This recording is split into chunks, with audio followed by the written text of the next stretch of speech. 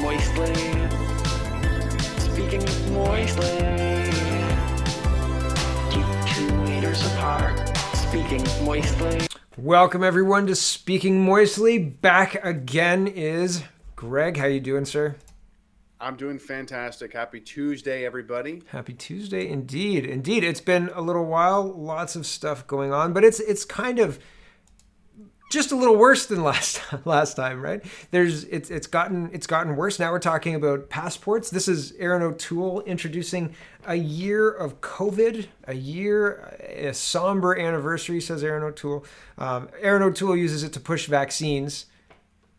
I don't know. What do you think? Where we're at with regard to COVID after a year? Are we better, worse, or about where you expected we would be? What do you think? Where are we at? I don't know. Well, I'm liking the regular forecast of things that were crazy conspiracy 6 months ago are now, totally sound policy, totally sound suggestions to be talking about. Hotel isolation? Yeah. Yeah. That's a right wing. We're not building isolation camps, everyone. Welcome to hotel isolation. Yeah. It's it's funny how it was a conspiracy when you were talking about it back then, but now it's like, no, this is just a great idea. But where are we at? I don't know. To be honest, but I think they're really trying to break the will of the people, and it's worked. Everyone is obsessed with the just give me that vaccine and everything will be fine. And I want to tell these people, listen, we talked about it just being just 2 weeks. Oh, it's just 2 weeks. It's just a vaccine. Yeah. It's like, you really think you're going to fall for it again, are you? Okay. Well, the value proposition on the vaccine isn't all that great either. So I was reporting earlier today that in BC, they were saying that people who are vaccinated could get together unmasked with unvaccinated people and, have unvaccinated people over and like see your grandkids. But if they are outside of their family unit, they wouldn't be able to do that. And then Ontario kind of released, we're nowhere near that. If you're vaccinated, nothing really changes. You still have to wear your mask. And I was reporting about that a couple of days ago. So, I mean, I think we're lagging well behind. Like if I hired you, if my basement is flooding and we've got an emergency and the emergency is visible, right? Like the water is rising up and at any moment it's going to start flooding outside of the windows of the house. And you stand there and go, I've got this. We can definitely lock down everybody in their houses and not do anything for a year and we'll see where we're at. If after the year, all I've got is a bill for, I had a couple, $1 trillion and water coming out of the basement of my house and, the bill for said water, I would fire that person. And I think that we're in that situation. I think that we're standing there with people with empty pockets saying we've spent all the money that you gave us and we're hoping that you'll give us more to spend. And we've definitely got this problem solved if you just go back upstairs and don't look out the window. Right? Like, yeah. And, everyone who's all up in arms about this virus and all happy, COVID happy, stay inside happy. It's always like, well, what about the at-risk people? What about the older Canadians? And it's like, we killed a lot of older Canadians. Like that's where the majority of them died in long-term care homes. And guess what? No specific policy was made around long-term care homes. Yep. So, and we knew this back in March 2020, folks. Yep. We knew that this virus was more targeting people who are older and like it was a big problem for older people. Yet we did nothing. Yet public officials continue to always talk about old people and at-risk people and how, oh my God, and this might get to an old person and they might die. Like they keep using the old people as a pawn. Yet they have done nothing in terms of actual policy and decision making to protect these people. Well, in fact, the policy and decision making that they put in place made it worse for a lot of long-term care people by creating staffing situations that forced people to stay in their rooms for extended period of time. People who committed no crime were in solitary confinement, sitting in their rooms, and the government was flailing around saying we've got to lock people down because the case numbers are going up, but they didn't meaningfully do anything. All they did was send healthy people home. And Redmond, I think it was, Colonel Redmond, the crisis manager from Alberta who was making the rounds we were talking about in the green room, he said, you never send healthy people home. You never send healthy assets home. That's an insane way to deal with an emergency plan. That's not in any emergency crisis plan that I've ever heard of, right? Like this is not a good way to deal with this. And there's stories of long-term care homes taking out the doorknobs, so some of the elderly couldn't leave their room because they thought they had COVID or they did have COVID. Yep, I remember And that. all of this COVID funds, millions and millions of dollars going to long-term care homes, and then the shareholders just posting it as profits. And it's like, you're not going to take all of these millions of dollars from the government to help improve the services at your long-term care home where the most at-risk people are. Why? Because they care about profits. They don't.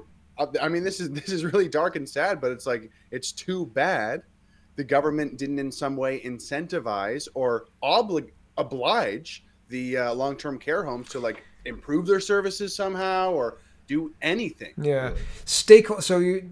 this is a little bit of a slippery slope to stakeholder capitalism, right? Like, and the idea is that people would spend their money in places that don't do that treat their parents well, and that people wouldn't have an option really, or the places that treat people like what you're describing wouldn't have customers because it's a bad product, right? But the reality is, like, bad product is incentivized through government grants and government spending and all of that other stuff. But incentivizing having the, well, old age homes, I think, and long-term care homes aren't governed by Public Health Ontario or Canada. I think they're governed by the rent control, basically. I think it's a different agency altogether. Yeah, I think it's, and so, like, it's viewed and has been traditionally managed as like a completely separate thing, which, I mean, that's another issue that maybe that's a pathway to dealing with this if it's not viewed as a medical situation. Or a medical living environment. And I mean, maybe that would cause other problems, right? Maybe that makes it impossible to get them built. Who knows? I don't know. I don't know what the issues are or why it is the way it is. But I think that it's folly to say, like, there's this outcome that we got, and the long-term care deaths, etc., when it's folly to say that's all the government's fault, when there's so much confusion about the data itself. Like, anybody with a COVID test in 28 days is dead with COVID, right? Or COVID related, regardless of cancer or heart disease or diabetes or any of the other statuses, right? Like, it's COVID and then cancer. And that's not how that works. Or that's not how it used to work before 2020 anyway. And so it's a weird kind of catch-22 where you're right, they're using these stats to scare us. But then it begs the question, why the heck didn't you protect those people when you knew where the danger was? And all you did with your interventions was create an even worse situation for those people. And it's terrible, right? Like, it's terrible. Yeah. And it seems when the virus was spreading in Canada initially, they were very not proactive about it. They were very on their heels, kind of wait and see. I don't think I want to really, are we going to ban travel? Let's just kind of wait and see. The virus, not that proactive on trying to prevent the virus from spreading or controlling it. But what are they proactive about? Don't buy masks. Don't buy masks, right? You don't need masks. Masks don't work for this kind of thing. Borders closing, that's insane. That's racist. I think viruses don't understand borders. That's racism. Racism. And how dare you say China? How dare you say China? Yeah. So they were very, I guess you're right. They weren't even like lax. They were like anti. Yeah. And they're like, oh, don't worry about that virus. And then once it spreads here, they're like, yeah, you know what? We need a vaccine. We need to control people. We need to track them everywhere they are. We need to have masks on everyone. Like, they were very proactive with the rules. They were very proactive with, like, creating these systems of control for everybody. They were all over that. They were all on top of that one. Not so much about preventing the virus from spreading and killing people. Not so much. See, it was white supremacy, though, right? Like, if you knew, just like with the isolation centers, right? Shut up. Shut up. Just shut up. No, but I mean, but really, no. I'll make my point. Hold on. The isolation centers were white supremacy, right? Until they were real. Until it was just like it was a terrorist, right-wing supremacist, Russian bot infused disinformation. That's what it is, right? With the isolation centers. Same with, at this point in COVID last year, it was those Russian bots that were pushing disinformation. Except I don't think it was Russian bots. It might have been rhymes with Chinese, I guess, bots. But I'm not sure, right? And so that's how they've dealt with every single little bit of disinformation. They've made sure that there's at least a little bit of doubt. They've just made the courts the newspapers, and casting doubt is, it's wild. So I mean, there's definitely a good joke in there somewhere how a white supremacist Russian disruptor conspiracy theory then turns into sound noble policy just a Yeah. few months later. Yep. Yep. For sure. And policy that is like being challenged, and policy that has been clearly, like, a lot of different think tanks and a lot of different lawyers have expressed concern with the policy of just the hotel stays, right? The hotel stays, the mandatory hotel jailings of Canadian Yeah. citizens while returning to the country that they call home. Isn't that nice when you come home and your parents lock you in your room for a week? If you know anyone who's been to jail, I've talked to Mark Emery, the Prince of Pop, before, and even at the beginning of this lockdown, he's like, I have less rights than when I was in jail. I'm stuck Yes. in my condo here, and I have like less freedoms. I'm treated with less dignity, less respect Yep. than when I was in jail. Yeah, and I don't even know. I don't know. Like, that's bang on, and I don't know how you, like, if you were in jail and you were treated poorly, or you're treated in a way that you disagree with, you have recourse. You could call the warden. You could get your lawyer to petition a judge to hear what's going on wherever. Like, there's recourse. You could do something about that. In this situation, if you call your elected representative and say, I've seen on the legislative floor on Queen's Park in Toronto, elected MPs express concern about lockdown, and I agree with them. What can I do? You will be ignored. You will be ignored. And the hoops to jump through to even get to speak. Like, I spoke to the medical officer of health the other day on March 3rd, and that was interesting. And they ignored me. Okay, fine. But I got to speak. But to jump through the hoops and do all of that, it was a little concerning. Not that they didn't help me. It's not their job to help me.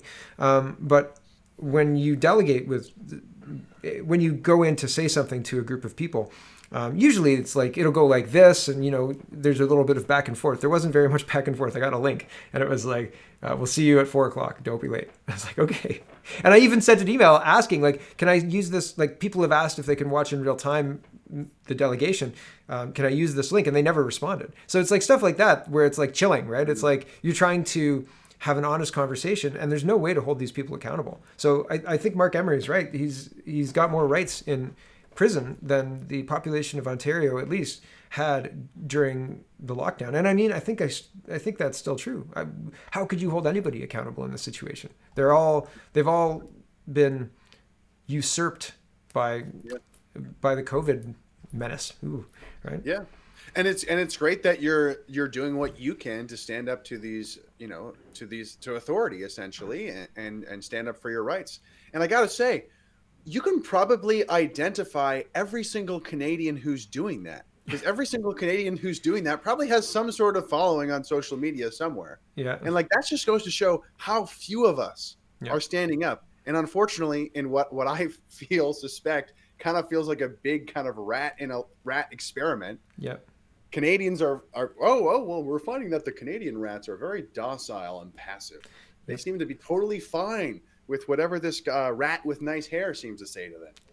Doug Ford has nice hair. Oh no, Justin Trudeau. I was thinking Doug Ford. I was like, Doug Ford has nice hair. Guess. Yeah. No. Right. That's true. And it is quite distracting. The hair and the socks. The pizzazz of Trudeau. No, it's scary. It's scary. I credit where credit's due. Like, he's treating us all like kindergartners, and like people just. Freeland loses. Freeland loses. If Trudeau gets removed, Freeland loses, and they'll have to find a new. And I think Kielburger was going to be the next Liberal leader, but that's a little bit of hot water that he's in. Been paying attention to we? No. No comment. No comment. They're trying to get them to testify, right? Oh, they're not going to testify. That's white supremacist talk. Do you remember that clip from them, or they're like, sir, like, you've been talking to us for 4 hours? Yeah, I do. They're trying to like play the victim, like, you've been questioning us for 4 hours on this Zoom call.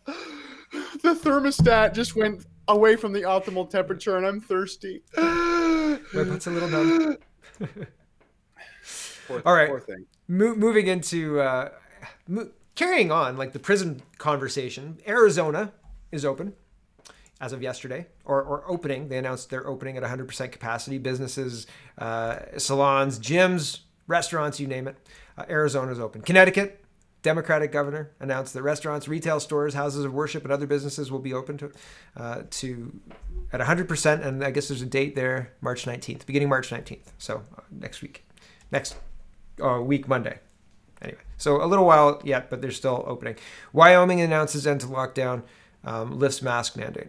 But Canada, mostly, Ontario specifically, we're still in a huge lockdown and no real end in sight. If you listen to the medical officers of health. And here's Norman Levine, who I highlighted earlier in my show today, but he's responding to Randy Hillier. He says, I'm 100% behind vaccine passports. I want to live my life again as normal as possible. And the best way is for as many people as possible to be vaccinated. If you choose not to get one, then there should be a price for you to pay. And if this pisses off idiot redneck Hillier, great.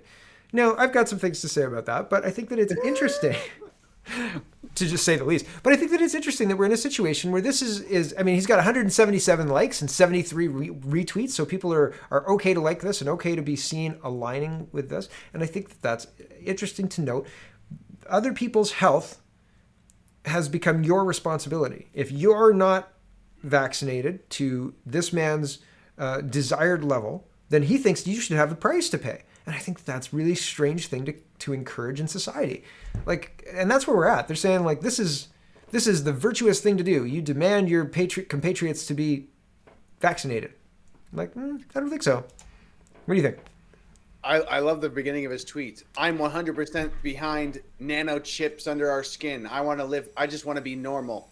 And it's like, bro, that's not what? Well, I don't know about nanochips under the skin. You can do vaccine passports. Like they've been talking. Israel's got the green pass. They don't have. There's no nanobots involved with the green pass. But there's right. But it's just the double speak of I just want to go back to normal and have everybody have like their vaccine proof of vaccination everywhere they go. Right. And it's like that's not. Oh, that's okay. That's not normal. Like that's like it's double speak, right? Could you give? But, yeah. What bothers me the most about the vaccine conversation is we've gone from talking about the deadliness of this virus to talking about the rules and how horrible the lockdown is to talking about the vaccines. And the problem with the vaccine conversation is like we still haven't settled the original COVID conversation of how undeadly this thing is for most people. Yeah. So. And when we focus on it kind of assumes that COVID is this horrible, deadly thing that's going to kill everybody. And, we're not going to talk about people who have naturally developed antibodies to it already, or people who have had it and are virtually unaffected, or blah, blah, blah. Or, the simple health conversation of people being obese, people not having enough vitamin D, and older people and sick people being more susceptible to all the actual health conversation. It's just, we need to vaccinate everybody, period. That's, zero sum. That is the only solution. And unfortunately, a lot of normies I talk to, they're like, yeah, that's the only way. That's the only way. That's the only Two way. things for me. One, if I'm 80 and I want to eat hamburgers and be obese, like get lost. I'm going to do what I'm going to do. Like seriously. And the other thing is vaccine doesn't equal freedom. Like there's so many, and I agree with you. There's a lot of people who think that this is the only way out. And it's like, well, it's not the only way out. There's a very clear path. There's a very clear path. I just listed 3 states. We don't have a full vaccine rollout. There's no herd immunity being imposed with vaccines in Arizona and Wyoming. But they're opening up anyway. We've seen Sweden open for a year. We've seen all sorts of places that have. Sorry, I'm getting a phone call. Doesn't matter. I'll let it go to voicemail. We're getting all sorts of places that are absolutely going to. Or have been open for an extended period of time, and they are being ignored because they don't align with this. We have to have a vaccine to reopen, and that's insane. And we have to have a vaccine to reopen is in line with this vaccine passport. And man, like slippery slope. Like that's not the half of it, right? Like you're not going to be allowed in grocery stores unless you get your green pass. Yeah. What I find so creepy about all of it as well is people like Aaron O'Toole, people like Norman Levine, even people like Dan Kelly of CFIB, who's trying to fight for small businesses. They're all like vaccine. And it's like when you just focus on the vaccine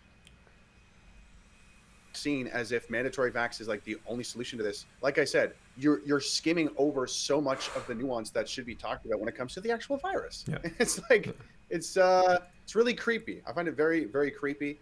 Yeah. And I want once to touch again, on Dan Kelly before we move on.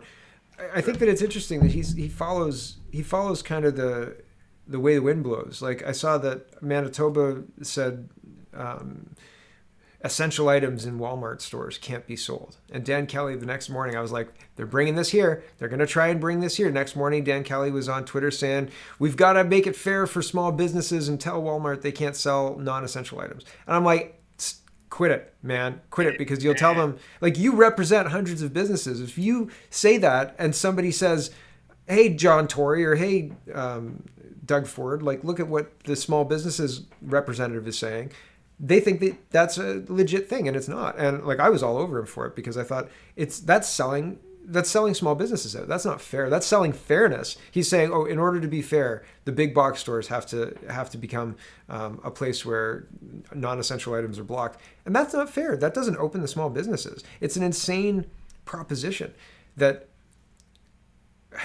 fairness somehow prevents these people from opening, right? Like, no, it's not fair. It's not fair. They're not open. And to look at big picture, like big picture thinking, if you are a foreign influence or you have a corporate interest in a country, like, creating disarray and chaos is good, because then you have people, they're not united, they're all confused. Mm-hmm. And I really feel like that's been happening for the past year. If there was any amount of leadership Past 30 years, there would say, hey, there's this virus thing. Here's the plan. Here are the rules we're going to have. We're going to follow this. We're going to try to protect old people. And like this, like, everyone's on the same page. Well, but instead, it's been this weird drip of information that changes every other week. Then we're shifting this, then we're shifting that. Mm-hmm. We're scaring people. Well, they remove data as well. But it's what you're describing is a person trying to solve a problem. And what's been happening is managing of a population that's being pushed into a situation they don't like and they don't want to be pushed into. Like, and that's like very different, right? Like, if we saw our leaders honestly actually trying to solve this problem, there would be less friction, because we would see our leaders trying to solve this problem. Instead, we're seeing our leaders up to and including like business people advocating for vaccine passports and advocating for the removal of our civil liberties, instead of trying to advocate for a solution to the problem. Hey, I heard ivermectin is a complete game changer. We should, use that, right? But we're not having learned people or influential people say that. We're having influential people say, you know what we should do? Lock down more. And that's like, no, who's telling you that? Nobody's saying that. Everybody I've seen, public letters, groups of people, ministers, reverends, business owners, all sorts of people are writing very detailed letters to people, to leaders, to MPPs and MPs, I suppose, saying, like, open us up, and they're being ignored, right? Like, it's crazy. And it's amazing how more and more the word expert is just seeming to mean some asshole in an authority position. Yeah. Well, and they're usually all from the same university, and their expert opinion is exactly the same as the expert opinion of the other guy from the same university. Well, we should stay locked down. I'm a liberal arts major, and that's why we need to stay under lockdown. Yeah, right. I'm a cultural gender race major, and that's why we need to stay locked down because of feminism. Did you see Jagmeet Singh's tweet? No. I talked about it on the show today. I saw the she session thing, and I threw up. I threw up everywhere. This is the she session. It's like, are they making fun of us at this point? Yes. Like, it made me laugh more than anything else, because it was so dumb. It was so ridiculous. I was like, seriously? Nobody in the room said woman kind, or what we like to say, people kind. Listen, Mr. Trudeau, this was a bad one. We don't want another one of those. Let's not do she session. We can just talk about a recession. Yeah. It's okay. But no, I think they were using it to distract from the no budget. How's that, no budget? Like, it's been 2 years. Yep. I talk about this on my show. Do you, in a crisis, max out your credit cards to give to charity and then figure out the rest later? We'll figure it out how we're going to pay for it later. Oh God. Is that your move 1, max out credit cards. Move 2, donate all of that money. Move 3, for profit. The video of Justin and Sophie is so creepy though. And I want to tell people, it's like, hey, I'm not saying that they treat Canadians like stupid kindergarten children, but just watch that video. Yeah. Like that's exactly how it comes across. There was no ponytail in that video, which I found notable because she almost took his head clean off the last time with that ponytail. It was, I mean, it was dangerous. The Secret Service almost came in and sniped it down. The whole thing's just so creepy because it's like, this is acting. This is acting. I thought so. There's always rumors and stuff. There's always rumors flying around, and you know, like political rumors and from presidents and I mean, there wasn't rumors about Stephen Harper's wife not being married to him any longer, were there? I don't remember any of those rumors, or Paul Martin's either, or John Chrétien's. But in history, there have been rumors about people and breakups and like all that. But Justin Trudeau's relationship has felt like an Us Weekly for a while, and people were surprised by Sophie's kind of casual, like, you know, as a couple statement. I thought that was funny. I thought it was kind of like people. I thought what was funny was the people's surprise. Like there hasn't been a public acknowledgement that they're separated or anything like that. So like no reason to, other than they live in separate places. Like she lives in Harrington College or Harrington Place or whatever, and he lives in Rideau College. So other than that, you know, whatever. But I found it interesting that there were a lot of people who were like, "Hey, weren't they broken up, or weren't they separated or something?" And she's like, "Oh, you know, we're such a couple, blah blah blah. Like we're a strong feminist couple." Well, I think that kind of speaks to the really eerie sort of state of politics we're in here in Canada, where even normies, even liberal supporters, they're like, yeah, I guess corruption and bribery and some bad things happen, but I don't know. I don't care. You know, like it's like this. I know that corruption is probably happening and that these people, man, maybe they don't have, maybe they're kind of like don't have my best interest in mind, but I'm just going to, I don't really care about that actually. I don't really care about, you know, any sort of consistency in that. I'm just not going to care about it. Yeah, well, but the thing is, though, it's been vilified. Like, if you really want to get into it, like, if so, I used to be off-putting to family and friends just because, like, I wanted to get into a conversation that mattered. Like, why don't people talk about things that matter, right? Because it makes people uncomfortable, Mark. Oh, well, I guess let's be uncomfortable. Let's talk about this thing that matters. Like, let's talk. Like, why does the words Donald Trump make everybody in the room uncomfortable? Like, what specifically did he do? Let's talk about this, right? So, so the invites to the dinner parties dried up, but that's fine. I'm always interested, and I mean, partially that's why I do my show, because I'm interested in talking about the things that are kind of like sitting there, obvious, right? Like glaringly in the face. But it has been poisoned to such an extent that if you bring it up, you become the black sheep. You become the person that they don't want around. Like, they don't want the cognitive dissonance pointed out. I was talking with a friend of mine who said in order for the United States to move forward, they have to fix their healthcare and offer free healthcare. And I said, well, they've got to fix their southern border first. And this person looked at me like I had committed a crime, like I had shot somebody right in front of them, like in cold blood, like, and not even in the chest, like in the head, right? Like, because that's more quick or something like that. They looked at me like I was a horrific person to even suggest that. And I said, well, you can't have a massive spending program like that with an indeterminate amount of people. I said, it's just math. Like, it's like, you can't have an ever expanding program that if you walk across the border, you're also included. It doesn't work. Like, that's not possible. A lot of normie people would deny this through and through to the grave. But I find that people who aren't deeply engaged in politics, you will find them quite literally parroting a editorial piece that they've read, and they'll literally just repeat it to you and be like, well, this is my opinion. I read it in Huffington. They won't say I read it in Huffington Post. No. But you know well, I read that article and that seemed sound to me. Mm-hmm. You know, that's all the thinking I need to do on that. Moving on. Done. What would a border and, you know, illegal immigrants coming into the country taking care of free healthcare? What would that have to do with healthcare? Like, we're talking about healthcare. The Huffington Post author didn't bring it up. Okay, Mark. Oh, I'm sure somebody across the room was like, we're trying to talk about healthcare, not immigration. Like, don't bring this into that conversation. It's like, well, actually, yes, actually, and if I had glasses, I'd adjust the glasses. All right, I think. Well, we were going to talk about free speech. I think we've done a good job covering this whole thing. I don't know that we need to get into the free speech stuff. You're gonna say something about Jagmeet Singh that he tweeted or something. Oh well, I talked about it on my show, but Jagmeet used feminists or International Women's Day to push his agenda. Hold on, I'll bring it up. Yeah, Jagmeet Singh Twitter. So basically, the tweet was talking about. How come it doesn't bring up his Twitter? Sorry. Our recovery must be a feminist one. Yes, our recovery must be a feminist one. Equity. So this is exactly what Justin said as well.